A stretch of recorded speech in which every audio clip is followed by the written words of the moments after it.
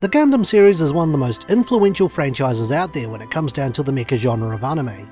Although the original Gundam series didn't do too flash when it came out in 1979, plastic models and reruns of the re-edited series as movies helped Gundam take off and made it what it is today.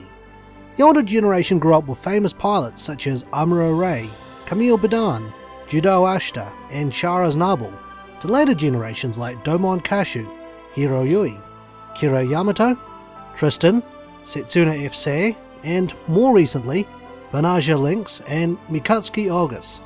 The list goes on, and I'll be here for a while naming mobile suit and Gundam pilots if I kept going.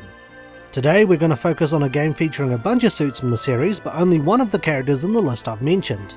Today we're looking at MS Saga, A New Dawn, or Gundam True Odyssey, Ushinowarashi G no Densetsu, The Legend of the Lost G in Japanese, an RPG Gundam game starring Tristan. The game is interesting as names in the Japanese version differed from the localized English version. The English version removed the vocals from the theme, and had voice acting, whereas the Japanese one was silent. The game was also only available in North America and Japan, with the rest of the world missing out. In this game, your main character Tristan, Trush in the Japanese version or whatever you decide to name him, lives on the planet Earth, devastated by a calamity known as the Great Fall, an event which wiped out most of the population on the planet. The remains of society are trying to rebuild their lives, and scattered across the planet are large matter generators known as G-systems. Tristan and his friend Fritz are at one of those systems creating a mobile suit in order to seek revenge on the pilots of the mobile suits that destroyed the orphanage that they had grown up in. After Tristan receives his first mobile suit, an RGM-79GM, he fights off a Zaku mobile suit which Fritz promptly collects, and their journey to find out who attacked the orphanage and why begins.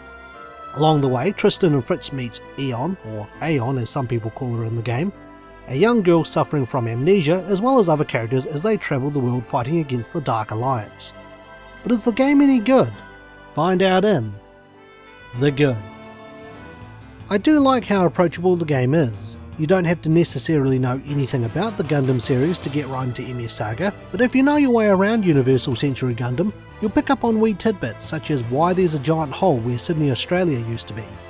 You'll find that as well as sharing the suits from the Universal Century continuity, you'll also find suits from G Gundam's Future Century and Gundam Wing's After Colony timelines. The game features 39 different mobile suits for you and your party to control, and over 260 parts for you to customize your suits with. Parts will increase or decrease certain stats, so the game does have a strategic element to it while reminding you of the kit bashing you can do in the Gundam Breaker games. There's also a simple colour scheme for you to paint individual parts or the whole suit to personalise the mobile suit to your tastes. Equipping weapons I thought was quite interesting.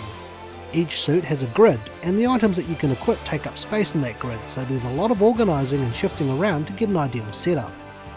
The game's story is an original story, though some Gundam fans will see obvious similarities to the show in its plot points and backstories with certain characters. Hell, the game even touches on new types without going into great detail. MS Saga doesn't pull any punches with pitting your team against multitudes of enemies. I do like the game's difficulty level and having to employ strategies on bosses in order to defeat them, as even on higher levels, some of the enemies and bosses can wipe the floor of your team if you're unprepared. The game does promote grinding in order for your character's stats and suits to keep up, but you'll be needing the money to buy out as many items as you can to recover and heal from status effects. It's a good thing that enemies do drop parts for you to make a little bit of extra money with. The game has some excellent post-game content which will prove to be quite the challenge even with the strongest suits at the highest level. I think even some of the late game stuff I would argue is quite challenging too. This wraps up everything good I've got to say about the game, so let's look at what wasn't so good with the bad. The thing about the story, and I won't go into too much detail here because of spoilers, is I felt that there were too many unanswered questions and plot holes. As I was playing through the game, a lot of them were quite obvious and others weren't even touched on.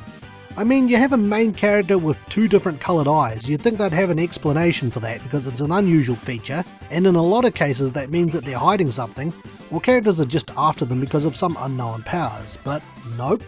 The game just doesn't explore that. Even the ending raises a few questions. Thankfully this isn't a huge thing, but it does really get you thinking sometimes. I think that some of the locations in the game felt like wasted potential. For example, you've got the ruins of the orphanage, and you'll come across a few other destroyed places as you travel the world. Unfortunately, you can't enter any of these places, so they're more or less just on the map for decoration. I think having side quests or plot related events where you go into these places and you find someone exploring it or trying to make a living there could have added some more meaning to the story, as a couple of the destroyed places you'll get dialogue for, and one you'll get absolutely nothing, and that's the one in Japan of all places. Some of the secret areas and places aren't even hinted at, and I actually stumbled across a couple of them by accident. Admittedly though, these places do provide you with equipment or mobile suits to make the endgame a lot easier. Other than that, I can't think of much else to complain about here, so it's about time I give the opinion. It's not often I see a Gundam JRPG, and despite bombing in Japan, I thought MS Saga did a fair job. It's not amazing, but it isn't a bad game either. The game is friendly with its knowledge of mobile suits, whether you're familiar with Gundam or not, and the difficulty is fair, though later in the game you'll really need to work for it, and it may come down to trial and error before you triumph. The plot will keep you going even with all those unanswered questions, and the game could have done better with more places you could visit. If you persist, it'll pay off, and while I did finish the game, I didn't do all the post-game stuff, but it was quite satisfying even just finishing at the point I was at. If you like Gundam, then this is a curiosity to look into, and if you happen to like JRPGs, then it wouldn't hurt to give this game a go. If you can put up with Dragon Quest levels of grinding, then you'll manage this game just fine. So with that, it's time for my rating. I would give MS Saga A New Dawn Turn A Gundam out of 10. Thanks for watching, and stay tuned for the next Infinite Backlog review. If you enjoyed today's review, feel free to check out some of our other videos and subscribe for more. You can also follow us on Twitter, Instagram and our Facebook page. Once again, thank you for watching.